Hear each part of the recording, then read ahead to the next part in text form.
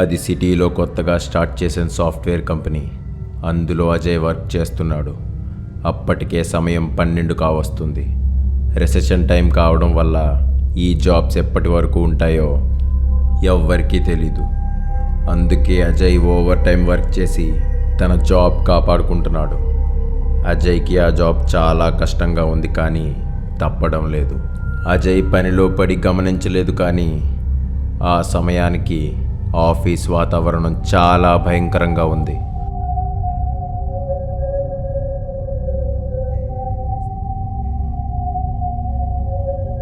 అజయ్ని ఎవరో దూరం నుండి గమనిస్తున్నారు.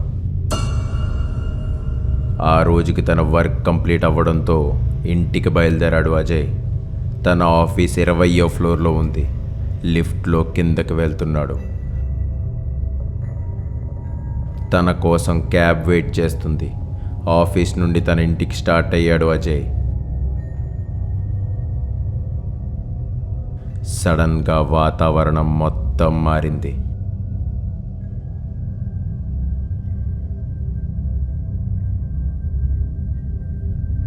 అజయ్ని తన స్టాప్లో డ్రాప్ చేసి క్యాబ్ వెళ్ళిపోయింది. అప్పటికే టైం 1 గంట అవుతుంది. అజయ్ తప్ప అక్కడ ఎవ్వరూ లేరు. ఆ నిశ్శబ్దం చాలా భయంకరంగా ఉంది. అజయ్ నడుచుకుంటూ తను ఉంటున్న వీధిలోకి ఎంటర్ అయ్యాడు. ఆ వీధంతా చాలా భయంకరంగా ఉంటుంది. అక్కడ ఖాళీ స్థలాలు ఎక్కువ ఉండడంతో రాత్రిపూట అవి కొంచెం భయంకరంగా కనిపిస్తాయి. ఆ వీధిలో కొన్ని ఊర కుక్కలు కూడా ఉన్నాయి. తన రూమ్ వీధి చివరుండడం వల్ల తన రూమ్కి వెళ్ళడానికి కనీసం 10 నిమిషాలు పడుతుంది. అందుకే ఆ వీధిలోకి వచ్చిన వెంటనే తన ఎయిర్పాడ్స్ని తీసుకొని సాంగ్స్ వింటూ ఉండేవాడు. కానీ ఆ రోజు అజయ్ ఎయిర్పాడ్స్లో ఛార్జింగ్ అయిపోయింది. అజయ్ వాటి వైపు చూస్తూ నిరుత్సాహంగా రోడ్డు మీద ఒంటరిగా నడుస్తూ వెళ్తున్నాడు. ఇలా ఆలోచిస్తూ నడుస్తూ ఉండగా కొంతసేపటికి అజయ్ ఒంటరితనం దూరం అయింది. తన వెనక నుండి ఎవరో ఒక అమ్మాయి హలో అని పిలిచినట్టు అనిపించింది. ఆ పిలుపు వినగానే అజయ్ వెనక వైపుకి తిరిగాడు. అక్కడ ఒక అమ్మాయి. ఆ అమ్మాయి ఎంత అందంగా ఉందంటే ఎలాంటి మగాడైనా సరే ఆ అందానికి మైమర్చిపోవాల్సిందే. ఆ అమ్మాయి అజయ్ వైపుకి స్పీడ్గా నడుచుకుంటూ వచ్చింది. అజయ్ ఆ అమ్మాయిని అలా చూస్తూ ఉండిపోయాడు. ఆ అమ్మాయి తన వైపు ఎందుకలా వస్తుంది, ఎవరైనా వెంట పడుతున్నారా అని గమనించాడు. తన వెనక అరుస్తూ ఉన్న కుక్కల్ని చూసి కుక్కల వలన భయపడుతుందని గుర్తించాడు అజయ్.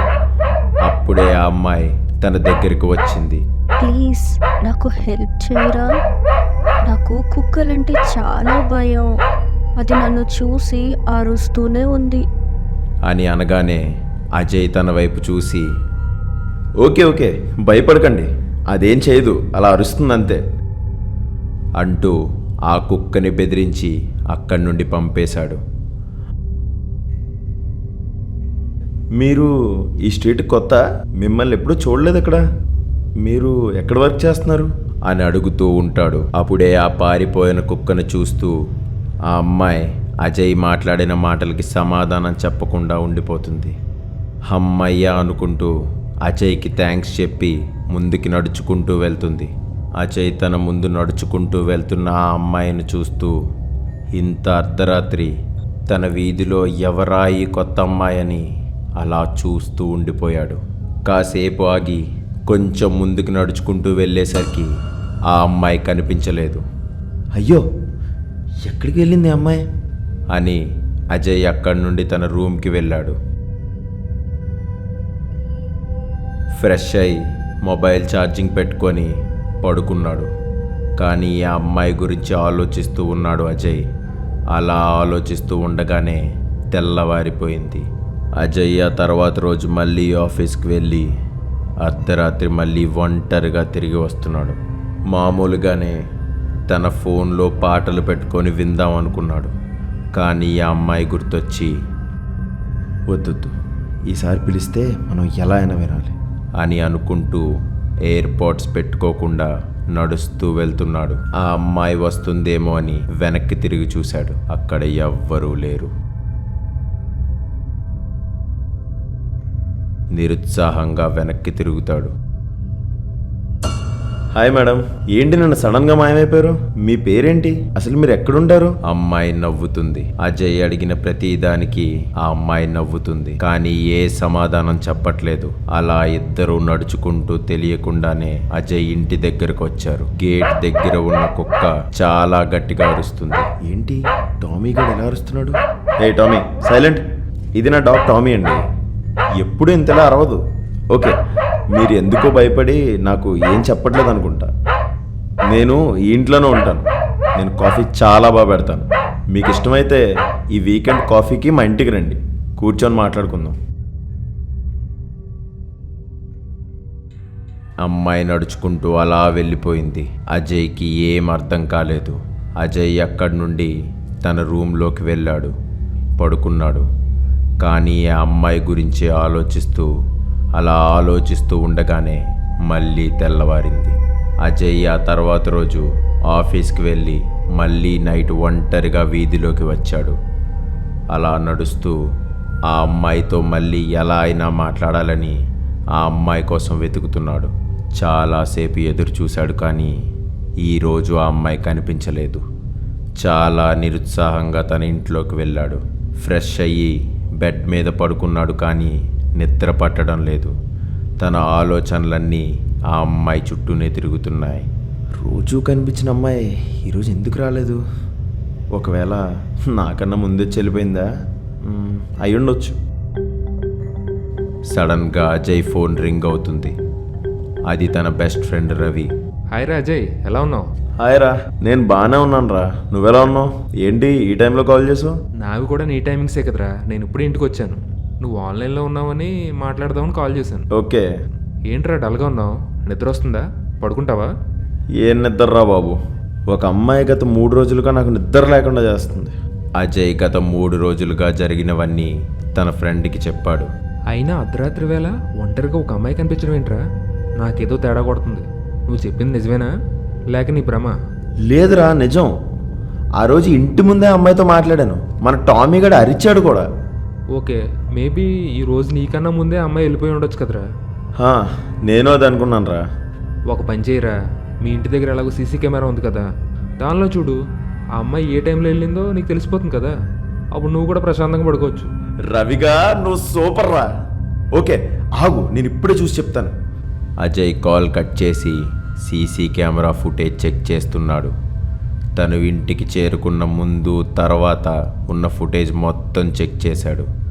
తను తప్ప స్ట్రీట్లో ఇంకెవ్వరూ రాలేదు. అప్పుడే తన ఫోన్ మళ్ళీ రింగ్ అయింది.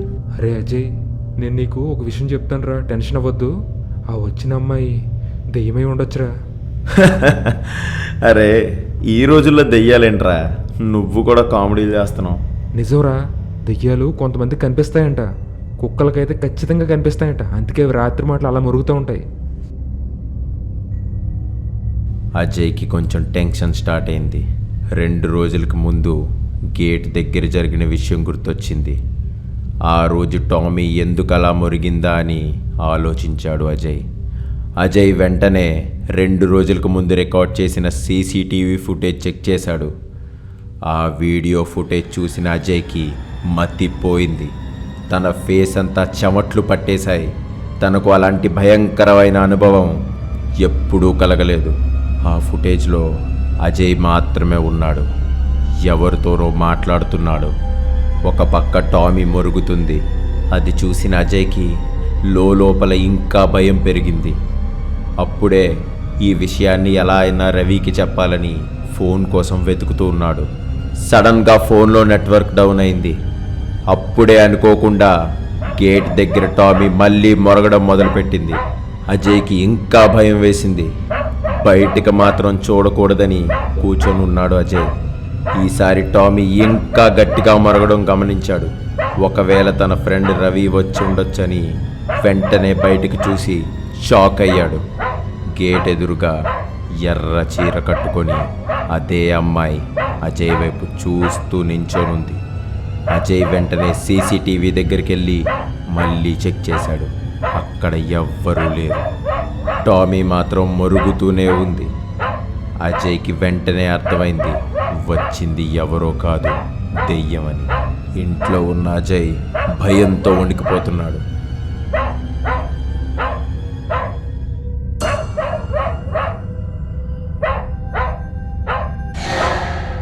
అజయ్, నీకోసమే వచ్చాను. కాఫీ ఇస్తానా?